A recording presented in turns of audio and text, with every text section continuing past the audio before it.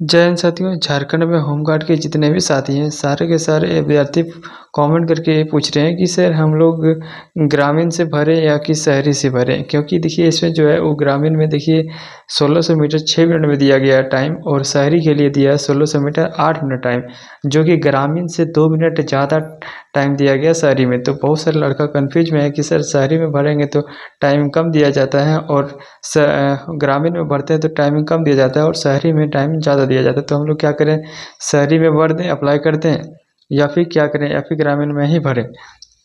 तो आपको बता दें कि देखिए जो आप अगर ग्रामीण से हैं तो आप ग्रामीण में ही भरिए, अगर आप शहरी में हैं तो आप शहरी में ही भरिए। क्योंकि अगर आप ग्रामीण में हैं, अगर अगर आप टाइम की ज़्यादा टाइम लेने के चक्कर में अगर आप शहरी में भर देते हैं तो आपका फॉर्म रिजेक्ट हो जाएगा। क्योंकि देखिए अभी जो पश्चिमी सिंहभूम चाईबासा में निकला है उसमें से बहुत सारे लड़कों ने यही काम किया है कि टाइमिंग ज़्यादा देखने के कारण उसने अपने ग्रामीण क्षेत्र वाले लड़के शहरी क्षेत्र में जाके भर दिए हैं, तो उसका फॉर्म रिजेक्ट कर दिया गया है। तो आप लोग ऐसा ना करें, जो शहरी है वो शहरी में ही भरें और जो ग्रामीण है वो ग्रामीण क्षेत्र से ही भरें। लेकिन आपको एक आवश्यक सूचना बताने जा रहे हैं, उससे पहले आप वीडियो को अंत तक देखिएगा, और चैनल पर पहली बार आए तो चैनल को सब्सक्राइब करके हमारे साथ जुड़ जाइएगा कि ताकि कोई भी और नोटिफिकेशन आए तो आपको इस चैनल के माध्यम से सबसे पहले मिल जाए। तो चलिए आपको एक बहुत नॉलेज बताने जा रहे हैं। देखिए ऊपर पे क्या लिखा है कि ग्रामीण गृह रक्षक, देखिए बताया जा रहा है कि अभ्यर्थी को पश्चिमी सिंहभूम जिला के उस प्रखंड का अस्थायी निवासी होना चाहिए जहां से ग्रामीण गृह रक्षक के रूप में नामांकन के लिए ऑनलाइन आवेदन करेंगे। यानी कि साफ साफ बताया जा रहा है कि अगर आप ग्रामीण से भर रहे हैं तो आप ग्रामीण का निवासी होना चाहिए, अस्थायी निवासी ग्रामीण का ही होना चाहिए। उसके बाद देखिए नीचे बताया जा रहा है कि शहरी गृह रक्षक, यानी कि अभ्यर्थी को पश्चिमी सिंहभूम जिला के शहरी क्षेत्र का सामान्य निवासी होना चाहिए।